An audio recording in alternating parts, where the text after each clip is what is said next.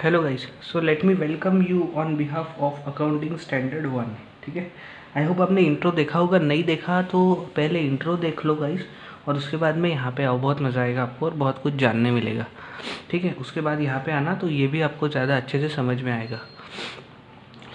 यहाँ पे sir accounting standard 1 नाम आपको याद रखना होगा। ठीक है, जैसे जैसे मैं आपको बताता हूँ आप याद रखो, कोई बहुत डिफ़िकल्ट चीज़ नहीं है, नाम बहुत ईजी है।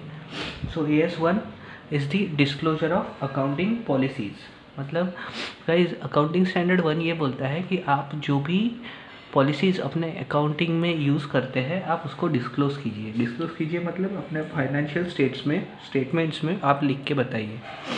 ठीक है, तो आते हैं यहाँ पे, मैं यहाँ पे 3rd-4th पैराग्राफ में हूँ। AS1, ठीक है, AS1 deals with the disclosure of significant. ठीक है, उन्होंने बोला सर सिग्निफिकेंट अकाउंटिंग पॉलिसीज़ को आप डिस्क्लोज करो। सिग्निफिकेंट मतलब जो इम्पोर्टेंट वाले हैं वो।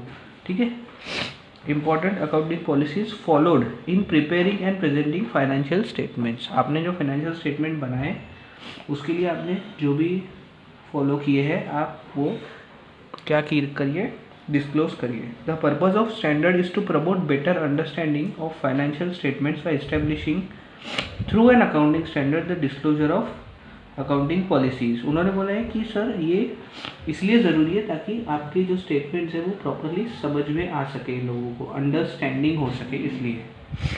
ठीक है गाइस, उसके अलावा such disclosure would facilitate a more meaningful comparison between financial statement of different enterprises. और इससे आपका जो है प्रॉपरली दो एंटरप्राइज में अगर कंपैरिजन करना है तो वो भी प्रॉपरली हो सकता है, क्योंकि सबकी पॉलिसीज़ जो है वो डिस्क्लोज रहेगी, तो उसको उन पॉलिसीज़ को कंसिडरेशन में लेकर प्रॉपर कंपैरिजन जो है वो हो सकता है। ठीक है, नेक्स्ट एप्लीकेबिलिटी गाइस, कौन सी एंटिटीज़ को ये एप्लीकेबल होगा।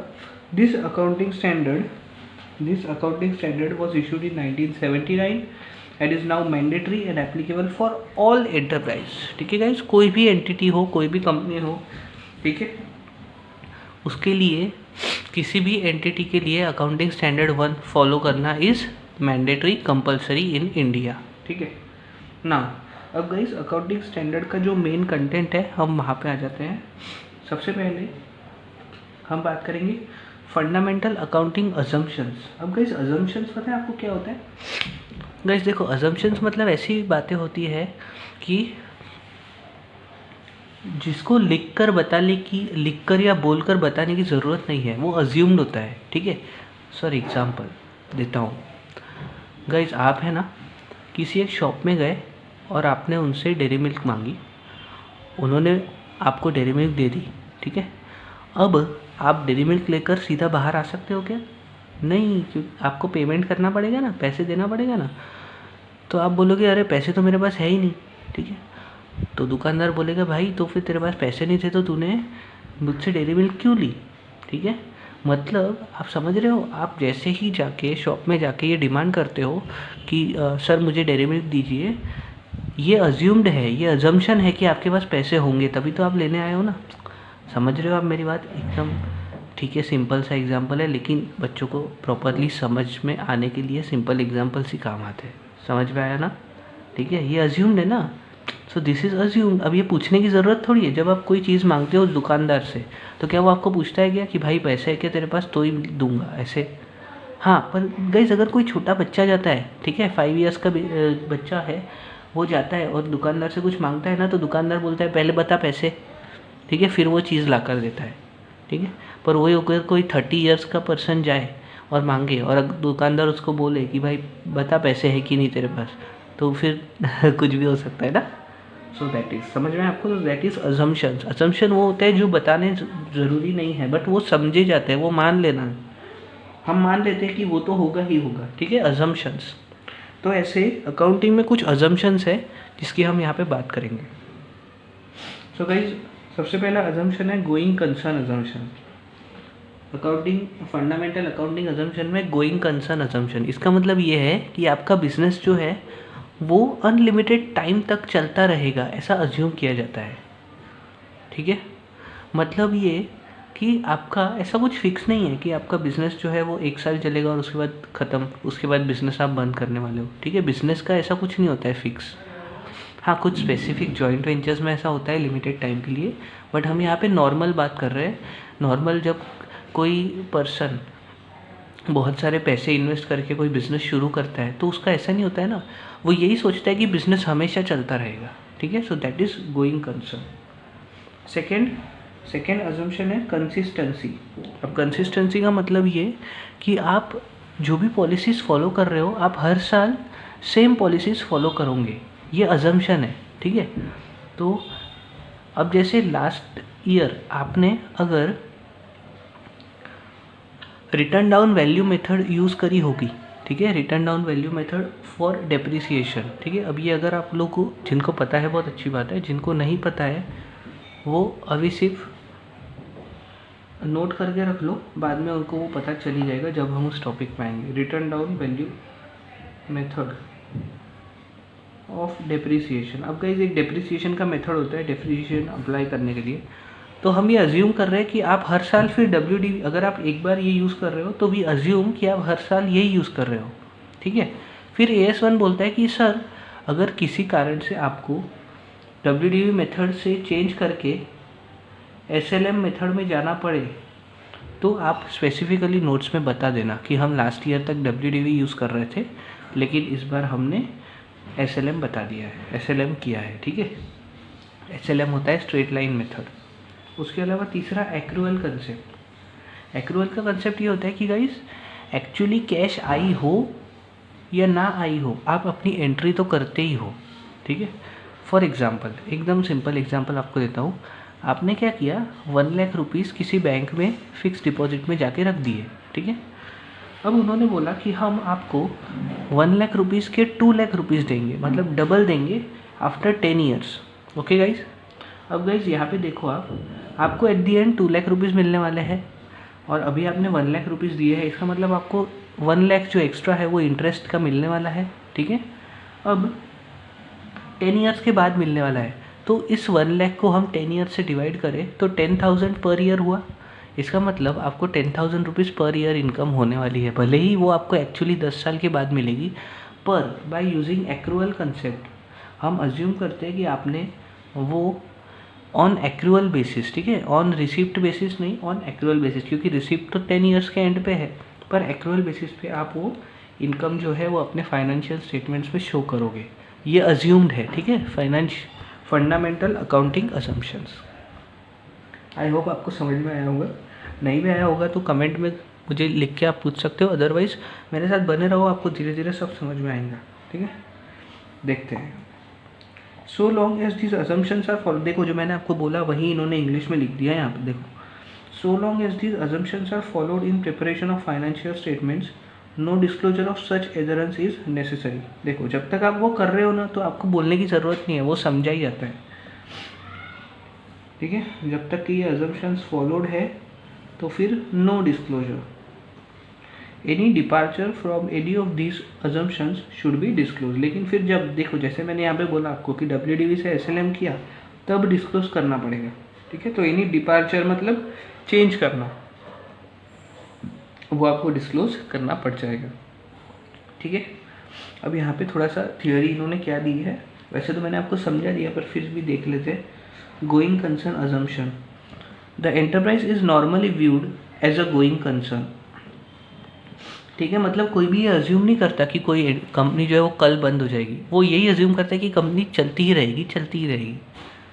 That is as a continuing operation for the foreseeable future. It is assume that the enterprise has neither the intention nor the necessity. हम ये अज्यूम कर लेते हैं कि वो कंपनी को बंद होने की कोई ज़रूरत नहीं है, ठीक है, या फिर वो अपना कोई बिजनेस बहुत कम नहीं करने वाला है, ठीक है। कर्टेलिंग और materially it's scale of operations, वो अपना स्केल ऑफ ऑपरेशंस एकदम कम नहीं करेगा, ठीक है। Yes, accordingly the assets and liabilities are recorded on the basis of the enterprise will be able to realise is assets and discharge its liabilities in the normal course of business. हम ये assume करते हैं कि जो भी उनके assets और उनकी लाइबिलिटीज़ है वो नॉर्मल कोर्स ऑफ बिजनेस में चलते रहेंगे, ठीक है, क्योंकि ये गोइंग कंसर्न है। गाइस देखो, कोई ज़ेरोक्स की शॉप ओपन होती है, ठीक है, तो वो लोग 2 लाख रुपीज़ का बड़ा सारा ज़ेरोक्स मशीन लेकर आते हैं, ठीक है। अब गाइस 1-2 साल चलाने से क्या ज़ेरोक्स मशीन से इतनी सारी इनकम हो जाएगी कि 2 लाख रुपीज़ रिकवर हो जाए? नहीं होगी ना। पर जो भी उसका एंटरप्रेन्योर था, जो भी बिज़नेस का ओनर था, उसने क्या सोचा था कि ये मशीन से मैं 10 साल तक बिज़नेस करूँगा और मैं 5 लाख रुपीज़ अर्न करूँगा, ठीक है, इस मशीन से। तो क्या हो रहा है कि उनका जो असेट्स है, जो लोग यहाँ पे बोल रहे हैं ना, they will be able to realise its asset and discharge its liabilities in the normal course of business. जैसे जैसे बिजनेस चलता रहेगा तो उनके असेट्स में जो उन्होंने पैसा लगाया है वो रियलाइज होगा, तुरंत नहीं होगा। समझ में आया? यस। पर गाइज अगर ये गोइंग कंसर्न ना हो तो if an enterprise is not a going concern, तो आपको वैल्यूएशन ऑफ असेट्स और लाइबिलिटीज़ जो है वो आप हिस्टोरिकल कॉस्ट पे नहीं कर सकते, ठीक है। क्योंकि अब आप तो अब मेरा वही एग्जांपल अगर मैं कंटिन्यू करूँ कि उस व्यक्ति ने क्या किया, 2 लाख रुपए का ज़ेरॉक्स मशीन ख़रीदा और उसने सोच लिया कि अगले साल बंद कर दूंगा दुकान। तो भाई अब तेरे मशीन की वैल्यू 2 लाख हम कंसिडर नहीं कर सकते, क्योंकि 2 लाख तो कब रिकवर करता अगर तू 10 साल तक चलाता था तो। समझ रहे हो मेरी बात? कोई 1-2 रुपये की ज़ेरॉक्स करवाएगा ना, 10 रुपये की करवाएगा, 2 लाख रुपए की कब होगी? या मतलब वो मशीन के पूरे पैसे कब रिकवर होंगे? जब वो बिज़नेस बहुत लंबे समय तक चलता रहे। तो सर फिर वो मशीन की वैल्यू क्या लेंगे? मशीन की वैल्यू ले लेंगे जो ईयर एंड पे उसकी सेल वैल्यू होगी वो, ठीक है। उस सेकंड हैंड मशीन को कितने में सेल कर सकते हो आप? तो पता चलता है कि 80,000 में। हाँ तो ठीक है, तो आपकी असेट की वैल्यू 80,000 ही लेनी पड़ेगी, ना कि 2 लाख। समझ रहे हो? नॉर्मली कितनी लेते थे? 2 लाख, क्योंकि 2 लाख में ख़रीदा मशीन। पर क्योंकि आप बिज़नेस चलाने ही नहीं वाले हो, आपका बिज़नेस गोइंग कंसर्न है ही नहीं, तो फिर तो बात ही ख़त्म हो गई ना। तो फिर तो उसकी जितनी रियलाइजेबल वैल्यू होगी कि भाई ये मशीन को ईयर एंड पे सेल करने पे हमें 80,000 मिलेंगे, तो ठीक है, तो फिर तो 80,000 पे वैल्यू करना पड़ेगा। समझ रहे हो आप मेरी बात? Yes.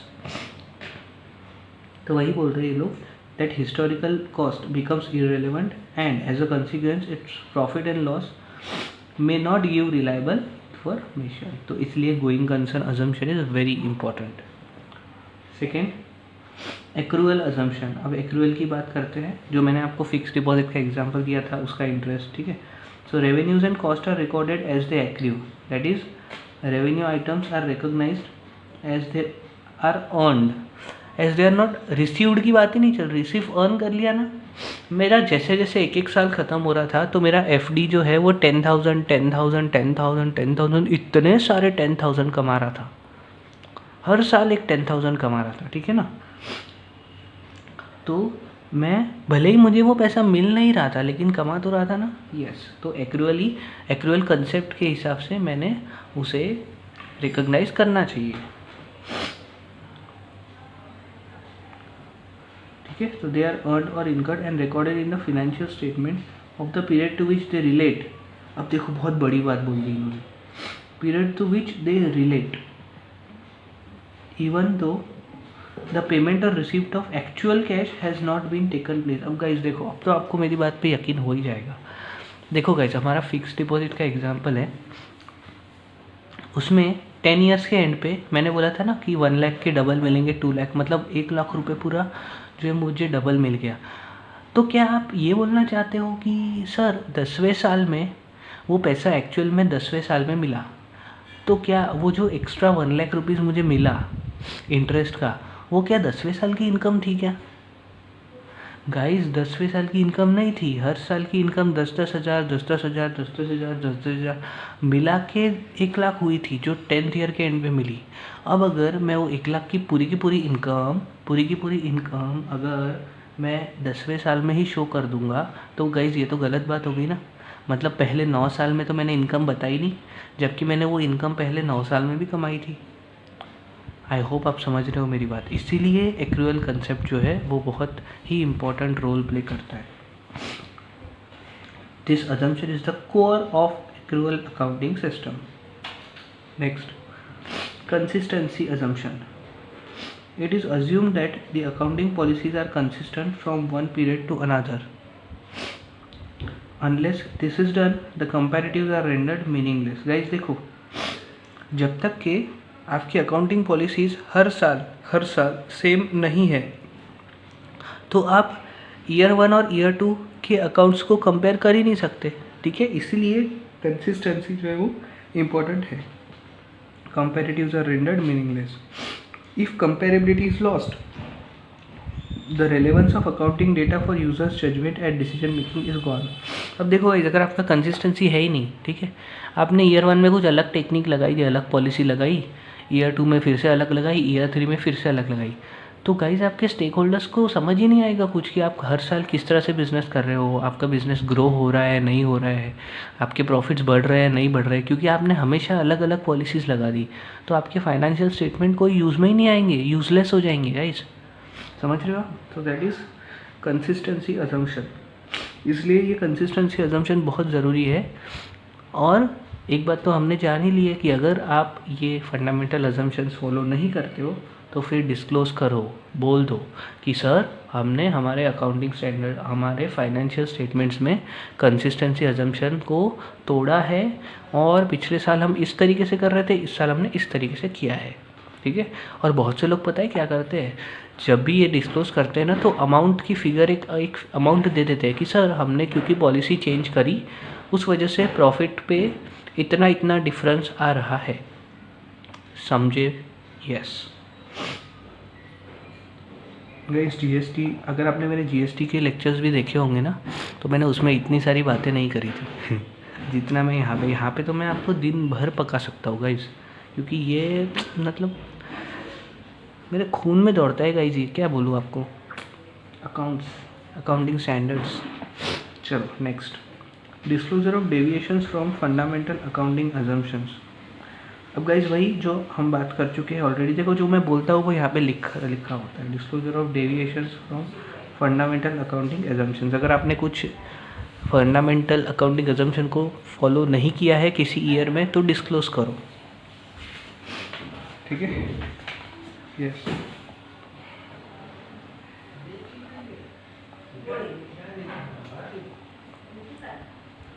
Now the principle of consistency refers to the practice of same accounting policies for similar transactions in accounting periods. The deviation from principle of consistency means a change in accounting policy, ठीक है। तो ये तो ठीक है, principle of consistency को अगर follow नहीं किया दैट मीन्स आपने कोई अकाउंटिंग पॉलिसी चेंज करी। अब यहाँ पे गाइस कुछ एग्जाम्पल देखते हैं हम लोग, यहाँ पे हमको कुछ अकाउंटिंग पॉलिसीज़ के एग्जाम्पल दिए हैं। The accounting policies refers to the specific accounting principles and methods of applying those principles adopted by the enterprise in the preparation and presentation of financial statements, ठीक है। क्या होता है ये accounting policies, they refer to the specific principles and methods of applying those principles। कुछ principles है और कुछ मेथड्स है, ओके। प्रिंसिपल्स बोलता है ये काम करो, मेथड्स बोलता है ये काम करो, हाँ पर कैसे करना है ये मेथड्स बताते हैं, ओके।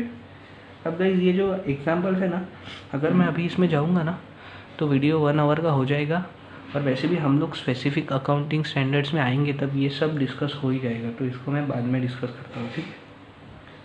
जैसे कि ये इन्वेंट्रीज है ना, ये AS 2 में आएगा, ये कैश फ्लो स्टेटमेंट है ये AS 3 में आएगा, डेप्रिसिएशन है AS 10 में आएगा गाइस, ठीक है। तो हम लोग उस पर बात करेंगे आने वाले लेक्चर्स में।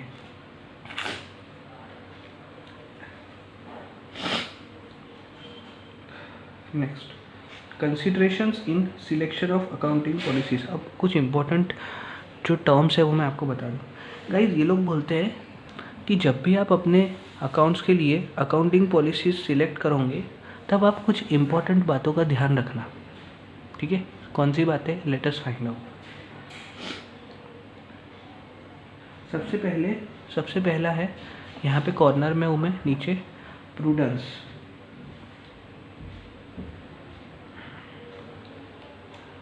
गाइस प्रूडेंस मतलब ये कि आप गाइस थोड़ा सा, वो लोग बोल रहे हैं कि आप लोग थोड़ा समझदारी से काम लो, ठीक है। प्रूडेंस, देखो गाइस अगर एग्जाम्पल के लिए आपको है ना कोई चीज़ परचेज़ करने जाना था जिसका आपका बजट था 50,000 रुपीज़, ठीक है। अब देखो, अगर आप वो ख़रीदने गए और वो चीज़ 50,000 के अंदर आ जाती है, 48,000 तक आ जाती है, तो आपको कोई दिक्कत नहीं है, ठीक है। लेकिन अगर वो चीज़ का बजट जो है वो 60,000 चला जाता है, ठीक है, 60,000 चला जाता है, तब तो दिक्कत है ना। तब आपको 10,000 ज़्यादा देने पड़े, तो तब आपको तुरंत जाके पापा को बताना पड़ेगा कि पापा 50,000 में नहीं आया, 60,000 में आया। मतलब वो जो 10,000 का एक्स्ट्रा खर्चा हुआ वो आपको तुरंत पापा को बताना पड़ेगा और पापा से पैसे लेने पड़ेंगे। लेकिन वही अगर गाइज आप सब ने यही किया होगा हमेशा, पापा ने 50,000 दिए थे, लेकिन आपको जो भी चीज़ लेनी थी, फॉर एग्ज़ाम्पल आप ले रहे थे PS4, ठीक है, PS4, और उसका वो सब आपने साथ में सब उसकी जो एक्सेसरीज़ है वो सब ख़रीदा, तो आपका टोटल बजट हुआ 48,000। अब आप थोड़ी पापा को जाके बोलने वाले हो कि पापा 2,000 रुपये बच गए, ये लो वापस, नहीं ना, खुद रख लोगे ना। मतलब गाइस समझो, जो प्रॉफिट हुआ ना, जब आपका नॉर्मली जो होता है वही यहाँ पे लोग बोल रहे हैं कि जब प्रॉफिट होता है ना तो टेंशन नहीं है, तो बताने की ज़रूरत नहीं है। पर अगर लॉस हुआ तो पहले बताओ, that is called prudence. I hope आप समझे मेरी बात। देखिए यही जो मैंने बोला वही यहाँ पे टेक्निकल लैंग्वेज में लिखा होगा, मैंने सिंपल लैंग्वेज में बोला, ठीक है। एग्ज़ाम में सिंपल लैंग्वेज नहीं चलेगी ना guys. As defined in the statement, prudence means recognising all losses immediately, ठीक है। देखो मैंने बोला ना, जो भी लॉस हुआ वो पहले बोलेंगे, recognising losses immediately but ignoring anticipated profits. Profit हुआ तो इग्नोर, भूल जाओ, फिर पापा को बोलने की ज़रूरत नहीं है। देखो गाइज, मैं किसी को कुछ सिखा नहीं रहा हूँ, मैं ये नहीं बोल रहा हूँ कि आप पापा से बातें छुपाओ, ठीक है ना, समझ। मैं सिर्फ आपको एग्जाम्पल दे रहा था, मुझे मत बोलना कि सर ने ऐसा सिखाया था। Business environment is highly dynamic, therefore enterprises has to keep anticipate the future and take managerial decisions accordingly. Guys वो ये लोग बोलते हैं कि बिज़नेस का एनवायरनमेंट जो है वो हमेशा चेंज होता है, ठीक है। मैनेजर्स को time to time different decisions लेने ही पड़ते हैं, तो वो लोग बोलते हैं कि आप थोड़ा समझदारी से डिसीजन लीजिए, okay, managerial decisions accordingly. In view of the uncertainty attach to future events, तो वो लोग बोल रहे हैं कि गाइज अगर आपको फ्यूचर में कोई प्रॉफिट होने वाला है, ठीक है, in view of the uncertainty attach to future events, तो अगर आपको लगता है कि फ्यूचर में आपको कोई प्रॉफिट होने वाला है तो वो नहीं बताया तो भी चलेगा। हाँ, लेकिन अगर आपको लगता है कि फ्यूचर में लॉस होने वाला है, ठीक है, अगर आपको लगता है फ्यूचर में लॉस होने वाला है तो उसके लिए आप प्रोविजंस बना के रखो। देखो, provisions for all known liabilities and losses even though the amount के नॉट बी डिटरमाइंड। वो लोग यहाँ तक बोलते हैं कि अगर आपको अमाउंट पता नहीं है कि कितने का लॉस होगा, पर हो सकता है, तो आप अपने हिसाब से कुछ एक टेक्निक को यूज़ करके अमाउंट डिटरमाइन करो और उतनी प्रोविज़न बनाओ, ठीक है। प्रॉफिट हो रहा है मत बताओ, चलेगा प्रूडेंस के हिसाब से, लेकिन लॉस हो रहा है तो ज़रूर बताओ, ठीक है। नेक्स्ट पॉइंट, अब और एक कंसेप्ट आया गाइस, सब्सटेंस ओवर फॉर्म, ठीक है। सब्सटेंस ओवर फॉर्म मतलब, देखो गाइस, आपका कोई फ्रेंड है, ठीक है, आपका कोई फ्रेंड है, वो किसी दिन अचानक से आप उसके घर पे गए और वो PS4 खेल रहा है। अब उसके घर पे PS4 है, ठीक है, और वो PS4 खेल रहा है, तो आपको क्या लगेगा कि वो PS4 उसी का है, ठीक है। बट ज़रूरी नहीं है ना कि गाइस वो PS4 उसी का है, समझ रहे हो आप। वो अपने किसी फ्रेंड से लाया होगा, अपने भाई से लाया होगा कुछ दिन खेलने के लिए, लेकिन पहली बार में आपने जब देखा तो आपको लगा PS4 उसी का है क्योंकि उसके घर में और वो खेल रहा है, ठीक है। तो जो आपको दिखा ना वो फॉर्म है, ठीक है, फॉर्म, लेकिन एक्चुअली में वो जिसका है वो किसी और का ही है, दैट इज़ सब्सटेंस। कि वो PS4 एक्चुअली में किसका है, उसके भाई का है। तो वो PS4 जो एसेट है उसके भाई की बैलेंस शीट में दिखना चाहिए, ना कि आपके उस फ्रेंड की बैलेंस शीट में जो कि उस PS4 को यूज़ कर रहा था। आई होप आपको समझ में आया। मतलब substance is important than form. Form मतलब जो हमें डायरेक्टली दिखाई दे रहा है, ठीक है, कोई चीज़ किसी के पास है, कोई अगर उसको यूज़ कर रहा है तो ज़रूरी नहीं है वो उसकी है।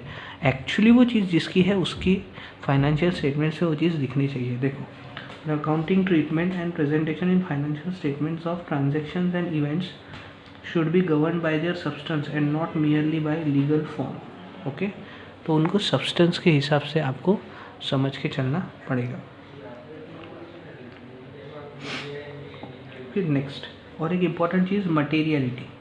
मटेरियलिटी मतलब जो जो इम्पॉर्टेंट ट्रांजेक्शन्स है, जो जो मटेरियल ट्रांजेक्शन्स है, मटेरियल मतलब इम्पॉर्टेंट, और उसको बहुत अच्छे से अगर मैं समझाऊँ तो मटेरियल मतलब ऐसे ट्रांजेक्शन्स जो कि स्टेक होल्डर्स के डिसीजंस को अफेक्ट कर सकते हैं। सर कुछ समझ में नहीं आया, ठीक है, रुको पढ़ते हैं अपन।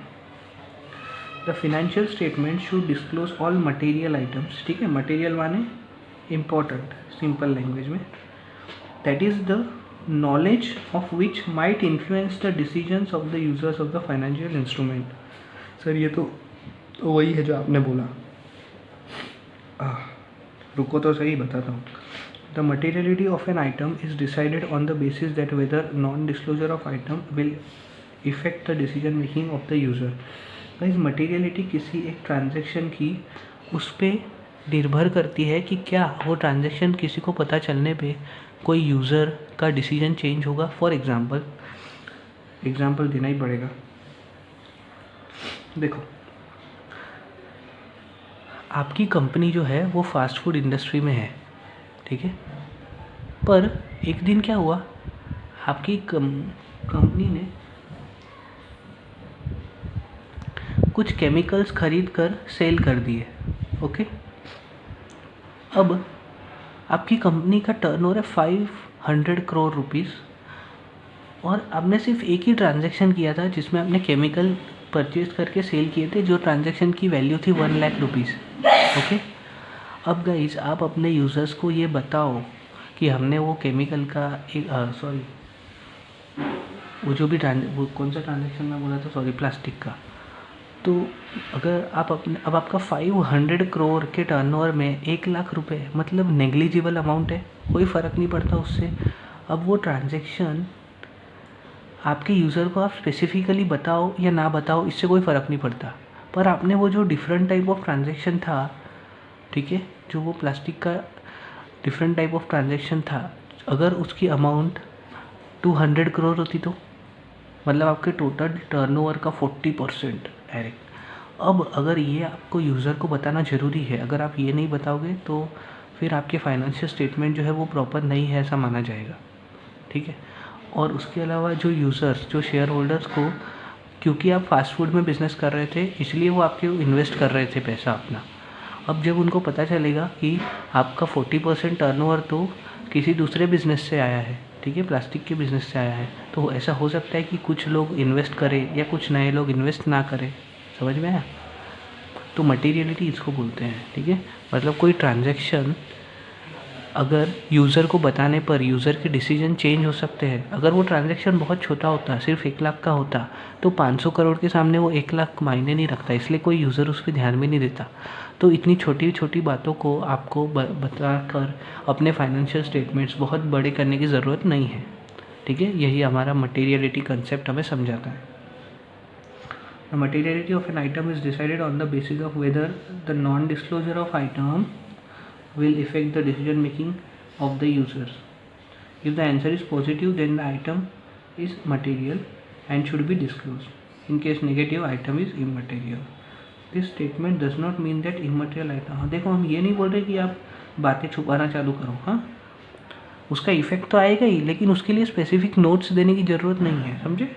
डिस्क्लोजर और non disclosure of an immaterial item is left at the description of accountant. वो अकाउंटेंट के भरोसे, हाँ उसको लगता है कि नहीं मैं बताऊंगा ही, मैं तो 10 रुपये का ट्रांजैक्शन हो तो भी बताऊंगा ही, भले मेरे फाइनेंशियल स्टेटमेंट 50 पेज के हो जाए, तो ठीक है भाई बता, ओके